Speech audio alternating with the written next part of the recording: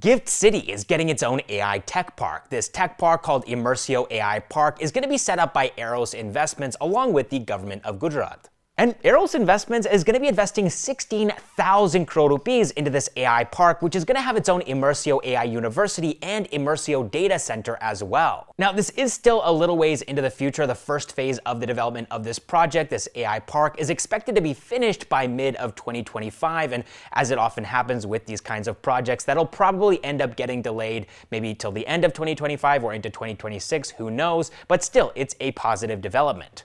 And Eros Investments is also expected to build the world's largest archive of training data and tokens for academia, large enterprises, and startups to build on. And by the way, for those of you who don't know, Eros Investments is the investment arm of Eros International Media, which is an Indian motion picture production and distribution company based in Mumbai. But Eros Investments isn't the only one that wants to leverage AI to build its presence in Gift City. Indian fintech giant Paytm is also planning on investing 100 crore rupees into the city to build its own AI-powered cross-border remittance solution by establishing a development center in Gift City. And the reason for this is that Gift City is planning on being one of the largest financial hubs in the world in the future, and that means that a lot of money is going to be flowing in and out of this city, and Paytm wants that money to flow through its network. And they're planning on using AI to build that network so that it's faster and cheaper than their competitors. All right, next up in the news, the Indian Army is one of the largest users of small arms in the world with 20 lakh weapons in use, and out of these 20 lakh weapons, almost 10 lakh are just the same INSAS rifle that the Indian Armed Forces have been using since 1988. These rifles are outdated and have lost their edge in modern warfare, but India has failed to find a good replacement until now. So there's this defense startup. It was founded in Hyderabad in 2018. It's called Dvipa Armour India, and alongside the DRDO, they've actually developed an indigenously built Ugram rifle. And you guessed it, this rifle is supposed to replace the more than 3-decade-old INSAS rifle. So this rifle weighs less than 4 kilos and has a range of 500 meters, but before this new rifle is able to replace INSAS, it's going to need to pass a bunch of internal tests and user trials. And the thing is, this isn't the first time that this is happening where a rifle is trying to replace INSAS. Back in 2016, the DRDO had developed a 5.56mm Excalibur rifle, but the Army rejected it as it didn't meet their standards. And then again in 2017, there was an assault rifle that was developed, and it was also rejected as it failed to pass the firing test. And the Army was supposed to get a shipment of AK-203 rifles, which India was going to develop in partnership with Russia, but then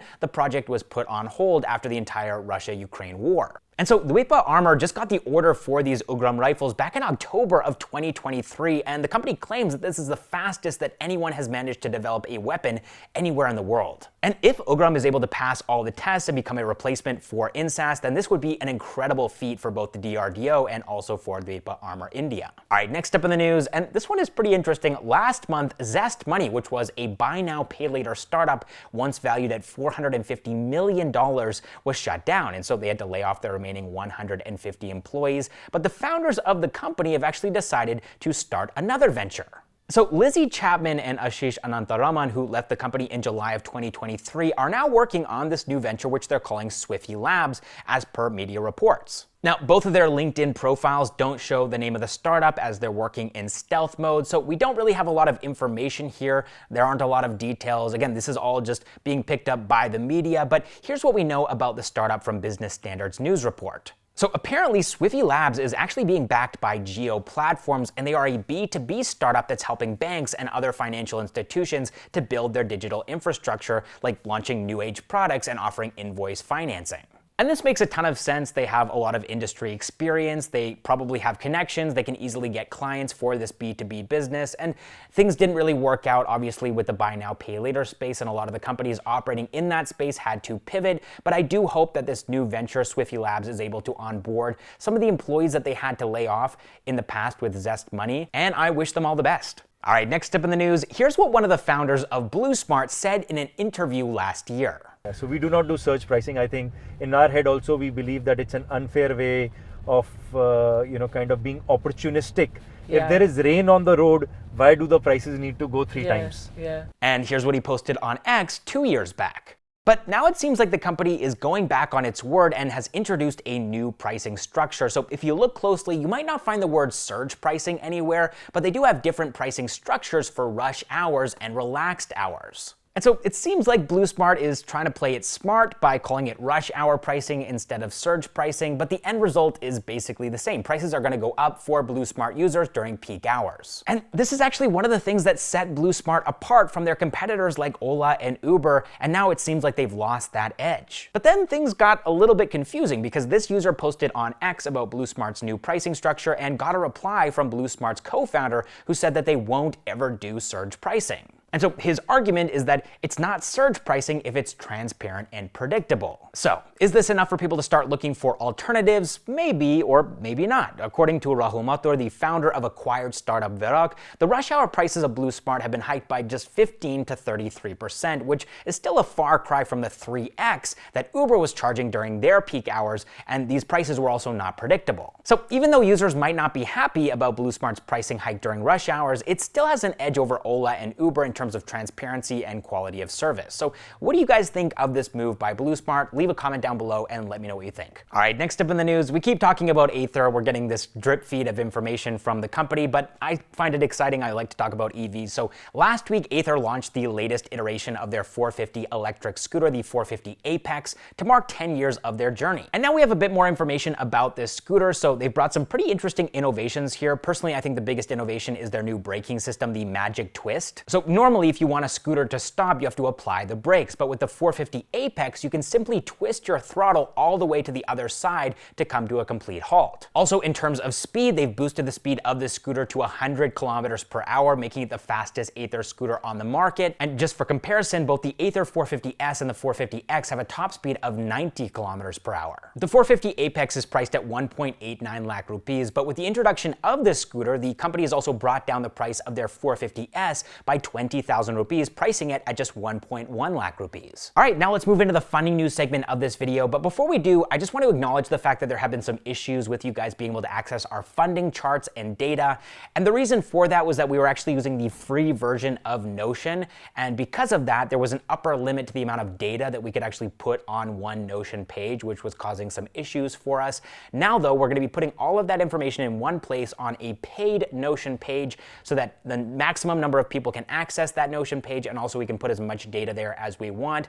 It's still a work in progress, though. It's going to be a little bit rough for a couple of weeks, so do bear with us. We'll be refining that Notion page so that you can access the data as easily and efficiently as possible. But now you can find links to all this data in the description down below. And with that out of the way, let's jump in and talk about some of these funding news updates this week. So first of all, talking about angel investments, Kunal Shah has invested in another startup, making it his 245th startup investment, and this time it's MyMuse. So this is an intimate or sexual wellness brand. Now, the sale of sexual wellness products is somewhat of a gray zone in India, but it's still a huge $1 billion market in this country, and MyMuse is trying to cater to this very market. And because the nature of these products is a bit sensitive, they're kind of taboo, the company ships its products very discreetly, and they've also been growing their sales pretty discreetly as well, which is one of the reasons why they're raising $2.7 million in their pre-series A round, pulling in the likes of Kunal Shah. Now, looking at the ecosystem overall, Indian startups raised a total of $78.81 million